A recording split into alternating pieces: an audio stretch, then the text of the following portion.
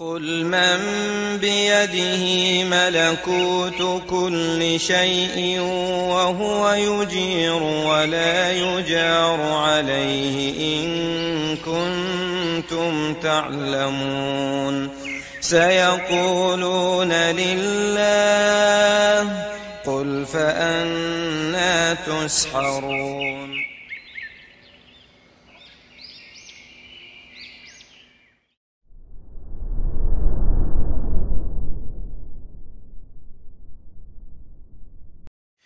Taib, kemudian wazawalul aqli illa yasir naumin min qa'idin wa qa'imin. Zawalul aql, hilangnya akal kecuali karena naumin yasiri naumin min qa'idin wa qa'imin. Hilangnya akal. Zawalul aql ini adalah pembatal ketiga yang disebutkan di kitab ini. Hilangnya akal ada dua macam. Hilangnya akal ada dua macam. Yang pertama zawal bil kulliyah, yaitu hilang secara total. Ini junun, gila. Hilangnya akal yang pertama adalah hilang bil kulliyah secara total. Ini adalah al junun, gila. Ya. Kedua, hilangnya akal karena tertutup sementara. Kalau yang pertama itu total. Kalau yang kedua tertutup sementara aja hilangnya gitu. Sementara aja. Ini seperti apa? Tidur, pingsan, mabuk dan semisal itu. Nah, jadi bedakan antara dua ini ya, antara dua macam ini. Pertama, hilangnya akal yang pertama, hilang total. Ini seperti gila. Apapun penyebabnya. Walaupun bisa aja sembuh, ya mungkin aja, tetapi ya umumnya enggak. Yang kedua, hilang sementara, karena tertutup sementara. Seperti tidur. Ya, antum ketika tidur, maksudnya tidur pulas, itu akal itu ya enggak berfungsi gitu ya, enggak aktif ya. Tertutup sementara. Ighma, pingsan. Akal tertutup sementara. Sukar atau sukr ya bukan sukar. Sukr yaitu mabuk, tertutup sementara. Ya. Dikatakan oleh para ulama, zawalul aqli bil junun wal ighma was sukr huwa fil haqiqah faqdun lil aql. Hilangnya akal karena gila, karena pingsan, karena mabuk, itu secara hakikat adalah faqd, yaitu benar-benar hilang akal. Wa ala hadza fayasiruha wa kathiruha naqid. Oleh karena itu sedikit atau banyaknya nisbat kehilangan akal gara-gara gila, gara-gara pingsan, gara-gara mabuk itu pembatal wudu. Ya. Gimana sampelnya? Coba orang kesurupan itu hilang akal total enggak jemaah? Ikhwan. Enggak kayak orang gila. Dia hilang sementara aja. Dan kesurupan itu kan beda-beda derajat dan levelnya. Ada yang memang udah betul-betul komplit nggak nyadar sama sekali. Ada yang nyadar dia kesurupan. Ada yang merasa dia tenggelam di lautan gitu. Ada yang kayak tenggelam gelagapan gitu apa. Nggak tahu dia ngapain. Nah, setan yang nguasain badan dia. Beda-beda. Tapi intinya semua itu adalah kehilangan akal. Ya. Ini faqdul aql, kehilangan akal. Yang seperti ini pembatal wudu. Karena ada kehilangan akal. Ya, yaitu apa? Gila, pingsan, mabuk. Kalau gila komplit hilang akal. Pingsan dan mabuk emang ada hilang akal tapi sementara. Enggak ada orang pingsan selamanya. Kenapa enggak sekalian mati kan gitu kalau pingsan selamanya.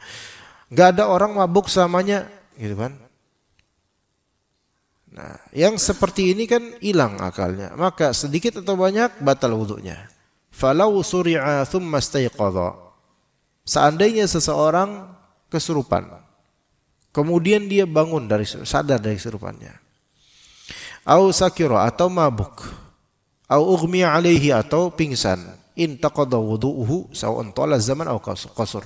Maka batal wudunya baik lama atau sebentar. Baik, sekarang ada orang sholat. Antum pernah enggak lihat video orang jemaah lagi sholat? Imamnya baca surat Al-Jin misalnya. Ada fulan dia pakai jin mungkin atau gimana, nempel jin kemudian dia kesurupan sendiri. Kesurupan, wah. Di sini akalnya hilang. Walaupun sementara, masru' dia kesurupan. Maka dalam mazhab ini dikatakan apa? Zawalul akal ini, hilang akal ini bisa batal wudunya. Batal wudunya berarti batal salatnya. Ya, kalau dia udah selesai dari kesurupannya pas salat itu, maka dia pergi ke tempat wudu, wudu, kemudian ulang salatnya. Ulang salatnya, bukan terusin salatnya, ulang salatnya. Karena hilangnya akal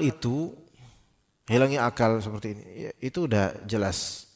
Dia nggak tahu apa yang dilakukan, bisa aja dia kentut tanpa sadar. Ya. Begitu. Nah, kalau misalnya tidur itu juga hilang akal pada umumnya.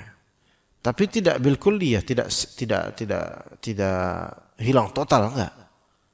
Apakah tidur membatalkan wudu? Nah, kalau misalnya tadi kita lihat gila, ya batal wudunya. Tapi kalau gila kan itu sampai kapan? Sampai selamanya bisa aja. Kemudian pingsan, batal wudunya. Ya. Kemudian mabuk, batal wudunya. Kemudian apalagi kesurupan, batal wudunya. Nah, hal-hal ini batal wudunya karena ketika itu hilang total. Bukan hilang total, hilang akalnya, kehilangan akal. Naum yaitu tidur, itu memang bukan hilang sebenarnya, beda. Nah, tidur bukan hilang akal. Tidur itu tidak diaktifkan sementara akalnya. Enggak aktif akalnya. Ya. Maka yang seperti ini tidur batal enggak wudunya? Ada rincian kalau tidur. Kalau tidur ada rincian. Kalau yang tadi pingsan, mabuk, sedikit atau banyak batal dah. Karena hakikatnya junun, gila, pingsan, mabuk itu faqdun lil aql. Kehilangan akal. Kehilangan, bukan non aktif doang. Kalau non aktif itu masih belum kehilangan, ada, cuman lagi enggak diaktifkan. Itu tidur.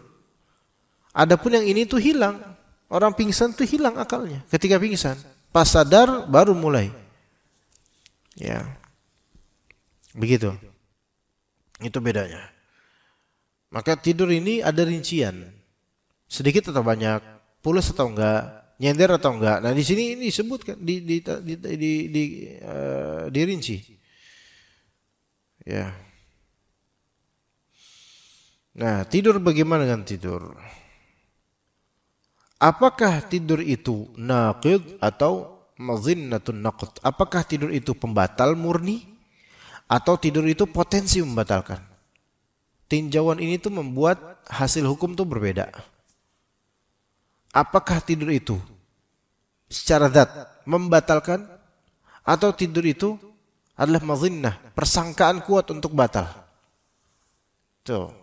Beda. Kalau ulama yang mengatakan tidur itu secara zat adalah pembatal, ya maka orang mau tidur sejenak atau sedikit-sedikit ya udah batal karena tidur secara zat batal. Namun yang lebih sahih bahwa saya tidur itu secara zat bukan tidurnya yang membatalkan sebenarnya. Tapi ketidaksadaran dia yang dikhawatirkan akan kentut misalnya. Pipis di celana misalnya. Ya terutama kentut karena bisa aja nggak sadar. Seorang yang tidur nggak tahu kalau dia kentut nggak tahu. Lah kita aja jangankan di bagian dubur, bagian mulut yang ngorok aja.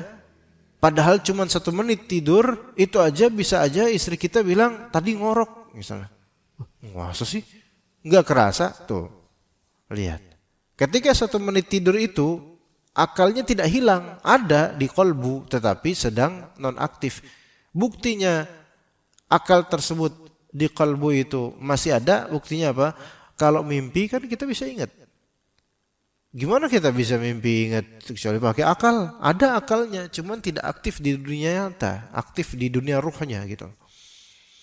Begitu juga masalah kesurupan. Kalau kesurupan itu sebagian akal itu memang masih ada, tapi kadang non aktif gitu loh. Maka ada orang kesurupan. Orang kesurupan ini dia ngelihat sesuatu gitu loh. Dan dia nggak sadar kayak di alam lain, lagi kesurupan. Akalnya memang ada, cuman tidak aktif untuk dunia nyatanya itu nggak aktif. Ya. Tapi kalau misalnya bukan kesurupan deh sekarang, malah lebih ngeri lagi, pindah alam, bukan mati, bukan, maksudnya pindah alam sini apa ya? Digondol wewe bahasanya, yaitu diculik setan. Ya, jalan-jalan ke dekat Muhsinin ada bambu-bambu tiba-tiba hilang. Ke alam lain, ke negeri bambu, ya misalnya jin bambu, ya. Pakai B bukan pakai M, kalau pakai M bambu, ya. Jin bambu, wah isinya genderuwo dan seterusnya, misalnya. Diculik gitu. Atau dibuat linglung. Kayak hilang sampai malam orang-orang nyari nggak ada. Akhirnya pas jam 10 baru ditemukan di tempatnya. Ya, ditemukan lagi bengong aja nih. Duh. Ternyata digondol sama genderuwo atau gimana lah gitu. Apakah dia batal wudunya? Tapi ajaib ini kalau orang udah nemuin terus mikirin, dek batal nggak wudunya? Nggak, udah diculik masih mikir batal atau nggak wudunya. Tapi anggaplah batal nggak wudunya? Batal. Karena dia itu seperti kesurupan. Karena akalnya ini non aktif, seperti orang tidur, beda orang linglung tapi nyadar dengan orang linglung karena kesurupan gini. Ini kesurupan, bagian dari kesurupan. Kalau orang linglung karena sendalnya nggak ketemu setelah keluar dari masjid Jumatan, ini nggak batal wudunya. Ini sadar, bahkan dia lagi aktifin akalnya benar-benar. Itu yang namanya zawalul aql, zawalul aqli illa yasira naumin min qa'idin aw qa'imin. Nah, di sini ada namanya tidur yasir. Yasirun naum. Yasirun naum. Yasirun naum beda dengan yasirun khafifun naum. Beda dengan itu adalah tidur yang yasir. Yaitu tidur ayam-ayaman bahasa kita sasarean biasa gitu, tidur ayam-ayaman gitu. Ya. Ada tidur yang selain yasir, yaitu tidur yang berat, amik, nyenyak tidurnya. Ya. Maka ulama mereka membedakan antara yasirun naum dengan amikun naum, tidur nyenyak dengan tidur ringan. Kalau tidur ringan, wallahu a'lam, di sini tidur ringan dilihat. Tidur ringan min qa'idin au qa'imin, mau dia duduk, mau dia diri, namanya yasir naum, itu tidak membatalkan wudu. Gitu loh. Tidur ringan tidak membatalkan wudu. Lah, terus gimana dong? Yang membatalkan wudu adalah tidur nyenyak. Yang membatalkan wudu tidur nyenyak. Ini pun khilaf di antara ulama. Kalau misalnya nyenyaknya dia sila gini tidur, tapi nyenyak, nggak nyender, sebagian ulama mengatakan tidak batal wudunya. Tapi yang sahih adalah apapun itu tidur nyenyak batal wudunya. Taib. Gimana kalau ngorok? Ngorok pun berlevel-level. Nabi SAW pernah tidur dan terdengar suara sedikit kayak itu. Apakah itu batal wudunya atau tidak?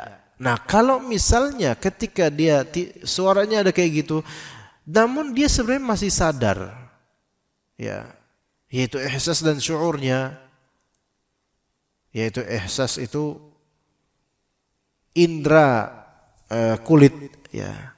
Kalau diginiin langsung sadar. Syuur itu hati, perasaan di hati, yaitu merasa tahu di sekeliling dia masih ingat di mana dan sebagainya. Itu kalau masih ada, walaupun ngorok kecil, itu tidak batal wudunya, itu yang sahih. Tapi kalau misalnya dalam sehingga dia udah nggak ngerti lagi di mana, udah nggak sadar, bahkan sampai mimpinya, masya Allah ya, mimpi jauh mimpinya. Makanya seperti ini batal, walaupun nggak ngorok. Tapi biasanya ngoroknya gede banget, maka ini batal biasanya karena ini serius, ini orang tidur nih. Ya, iya.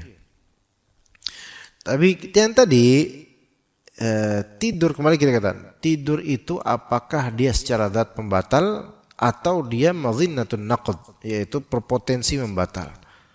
Maka yang sahih adalah bahwasanya tidur itu pada asal zat tidurnya itu bukan pembatal. Bukan pembatal. Ya.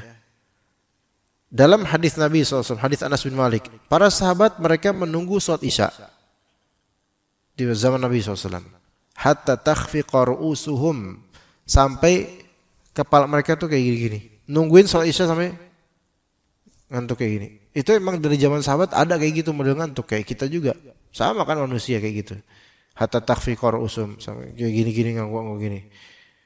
Tsumma yusalluna wa yatawadda'un. Mereka tuh salat, kemudian setelah udah mulai Isya, udah mulai salat Isya, mereka salat dan mereka tidak wudu. Ini menunjukkan ini kan tidur. Takhfiq ru'usim. Itu kan tidur seperti gitu. Kayak gitu. Tapi tidurnya ini apa? Masih ada posibilitas kesadaran, tidur ringan. Berarti menunjukkan bahwa saya tidur pada asalnya, zatnya tidur itu bukan zatnya tidurlah yang membatalkan wudu. Melainkan tidur berpotensi membatalkan wudu. Dikhawatirkan kalau tidurnya nyenyak maka dia akan kentut dan semisalnya. Ya, jadi an-naum laisa bihadath, tidur bukanlah suatu hadas. Walakinnahu madhinnatul hadas, tetapi tidur adalah persangkaan kuat, indikasi kuat menuju hadas. Ya. Jadi kalau misalnya sedikit tidurnya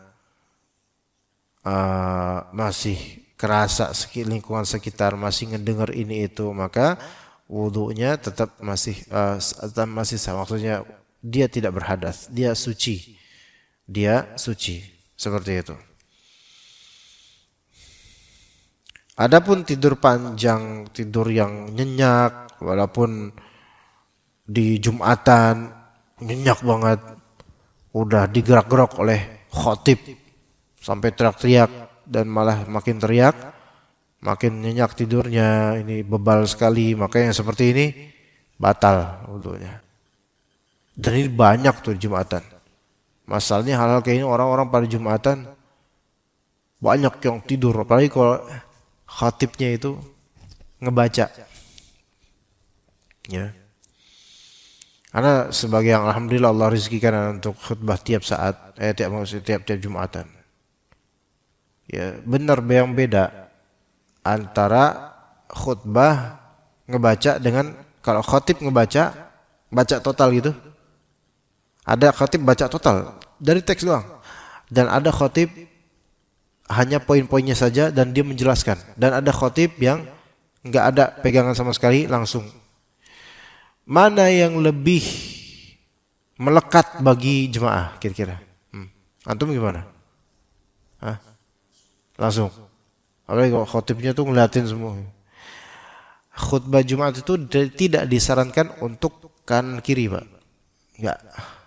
Bedakan khutbah Jumat dengan ceramah biasa. Khutbah Jumat itu tidak dianjurkan untuk banyak gerak. Dianjurkan untuk meninggikan suara, tapi tidak dianjurkan untuk itu enggak ada sunnahnya seperti itu sebenarnya. Tapi udah biasanya, bahkan udah gini aja depan terus, tapi sambil suaranya keras, lantang. Nah, bisa Anda rasakan juga ketika khatib, kita nih khutbah tanpa teks, langsung ilmu yang Allah kasih ke kita keluar gitu. Itu hadirin itu ngeliatin, jarang tidur beneran. Apalagi kalau suara kita keras dan temanya paling menarik misalnya. Beda halnya ketika kita ngeliat saja atau teks total full. Itu beneran deh, rata-rata tidur. Rata-rata tidur. Antum lihat di masjid-masjid kampung. Lihat di masjid-masjid kampung. Khatibnya itu template. template, khutbahnya template. Pekan ini khutbah ini, pekan depan di masjid lain khutbahnya sama. Template-nya juga sama. Dan kayak gitu-gitu terus. Kadang lebih banyak bacaannya dibandingkan isinya. Itu makanya itu yang mendidik orang-orang akhirnya tidur. Dia lagi tidur. Karena di mimpinya mungkin khutbahnya lebih afdol di dalam mimpi. Ya, makanya itu. Ya. Ini bukan berarti nggak boleh khutbah dengan teks, bukan nggak boleh. Bahkan kadang itu lebih afdol untuk menjaga kalimat gitu loh. Kalau di Masjid Nabawi, Masjidil Haram, semua khutbah itu baca. Karena sang khatib syekh ini wajib membuat tulisan dulu sebelum itu, terus kemudian diperiksa oleh kepengurusan atau DKM Masjidil Haram, diperiksa. Nggak boleh sembarangan. Jadi dibaca di awal sampai akhir di Masjidil Haram, Masjid Nabawi. Karena ini masjid yang besar, masjid resmi, nggak boleh, jangan sampai salah kalimat. Gitu. Lah kalau muhsinin lebih afdol apa? Ya, apalagi muhsinin ini kan kalau Jumatan adem ya. Enak, di luar panas, di dalam adem. Banyak yang pengen cepat-cepat ke dalam karena supaya dapat AC misalnya. Karena emang Jumatan momentum yang paling nyaman. Dan insya Allah yang paling banyak tidur tuh sono. Ya. Karena apa? Enggak terjangkau oleh pandangan khatib gitu kan. Nah, tidur enggak batal. Gimana kalau ngorok? Subhanallah, khutbah Jumat ini ada yang ngorok, subhanallah. Itu subhanallah ya. Pernah itu di Masjid Hijau segede gitu. Ada khutbah. Udah kenceng-kenceng kayak gitu, ada satu. Itu rasanya. Itu kayak dipanah hati anak tuh. Kayak ada yang nembak gitu loh. Siapa inilah haul quwwata. Ada yang seperti itu. Tapi yang seperti apakah batal atau enggak? Belum tentu batal. Walaupun kadang kita tuh tidur masih tidur ringan, tapi tiba-tiba gitu, kaget sendiri. Dia aja kaget sama ngoroknya sendiri gitu loh. Makanya seperti ini bisa jadi enggak tahu batal atau enggak, itu tergantung dengan dalamnya tidur dia. Itu tentang tidur ya jemaah. Berarti tidur itu secara zat bukan pembatal wudu. Tidur secara zat bukan pembatal wudu. Ya, melainkan tidur berpotensi membatalkan wudu. Gitu. Sampai sini ada soalan enggak jemaah? Ya, silakan Pak Fajar. Iya Pak.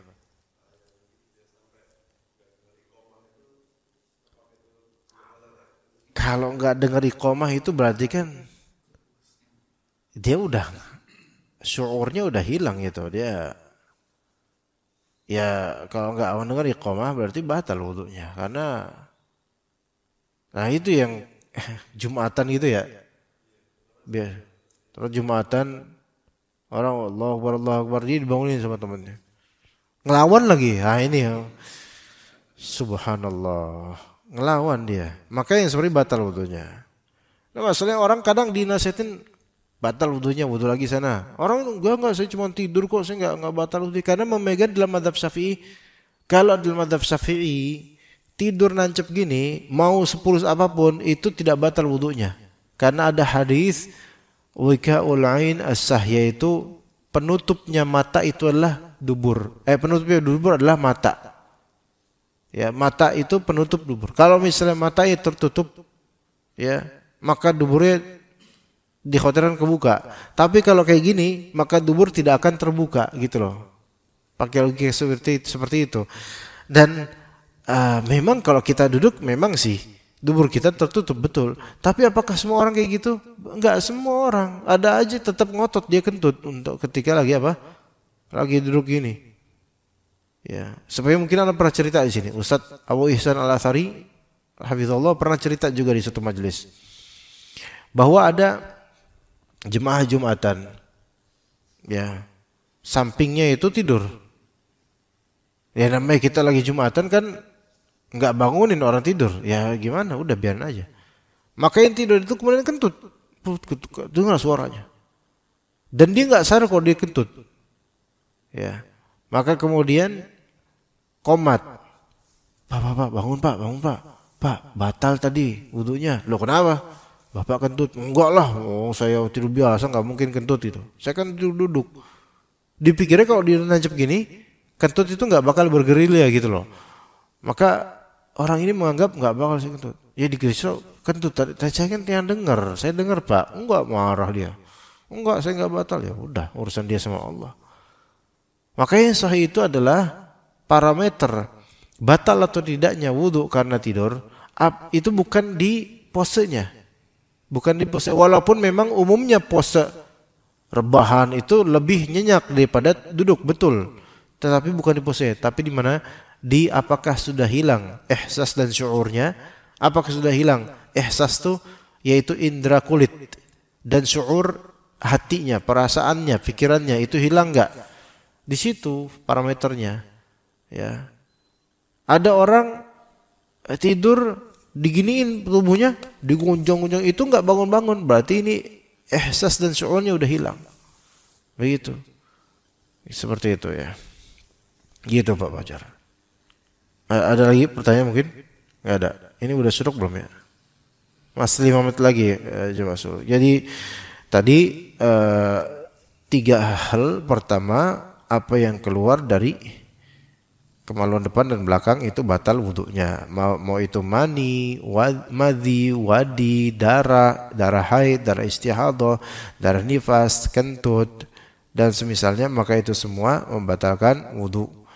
Dan juga keluar benda lain yang bukan tinja seperti misal cacing. Cacing, ya, apakah cacing yang keluar dari dubur itu membatalkan wudu atau tidak? Maka dikatakan oleh para ulama yang lebih sahih adalah jika ada basahan dari cacing itu membawa sesuatu dari dalam atau apa, maka ini membatalkan wudu. Tapi kalau cacing itu murni hanya cacing saja, tidak ada apa-apa ya yang ada pada tubuhnya, maka tidak membatalkan wudu. Jadi cacingnya bukan secara zat pembatal wudu. Ya. Begitu juga dengan misal yang keluar adalah peluru misalnya karena makan peluru ya.